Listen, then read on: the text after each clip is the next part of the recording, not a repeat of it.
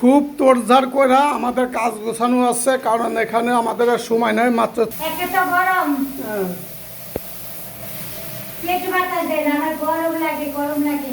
কথা বলে লাভ নেই, আমার হাজার সুন্দর থাকুক, আমি অবশেষে বুঝতে পারছি আমগো মুক্তি বেগম কি করে। আর বলিও না এক দুই। আই হা, এটা তো অনেক ময়লা হয়েছিল। হ্যাঁ, কাপড় চোপড় যা আছে হ্যাঁ, এবং আপনাদের- লেখাও রাখছে, মুক্তি বেগম লিখে রাখছে। আপনাদের একটা মেসেজ দেই, কখনো বারান্দা দেখে আসো, বারান্দা গাছগুলো সব ফালাই দিয়ে কয়টা রাখছি, ও আচ্ছা আচ্ছা, দেখি কি করছে অবস্থা। মাটিগুলো সব ফালাই আমার মরিচ গাছগুলো কিন্তু খুব সুন্দর ছিল খুব তোড়ঝাড় করে আমাদের কাজ গোছানো আছে, কারণ এখানে আমাদের আর সময় নেই। রাকিবা কাজ করতেছে, পিপর খাবার নিয়ে আসলাম, কারণ আমরা দেশে যে নাও পাইতে পারি না। পাপা এটা দেখেন ঘর কীভাবে অবস্থালু, খাটমাট সব খুলে লাইছি বুঝছেন। এই দেখেন সব খাট খুলে লাইছি, পুরা ম্যাট্রিক্স দিছে, ঘুমাইতেছি। তা আমগো মুক্তি বেগম কি করে। আর বলিও না এক দুই। আই হা, এটা তো অনেক ময়লা হয়েছিল। হ্যাঁ, অনেক ভালো ছিল। তা একটু হাইওয়ে দাও দর্শকের। আর একদম ব্যস্ত, ব্যস্ত, জীবন খুব ব্যস্ত, জ্বালা ফালা এই সোনার একে জীবন। তো গরম আর একে তো গরম, হ্যাঁ, পেট বাতাস দেয় না, আমার গরম লাগে গরম লাগে। আসলে যে গরমটা পড়ছে, যাক, তারপরে এটা একদম পরিষ্কার হয়ে গেছে, কাজ করতেছে। একদম ক্লিন। আর এই ঘরের অবস্থা না দেখাইলেই না।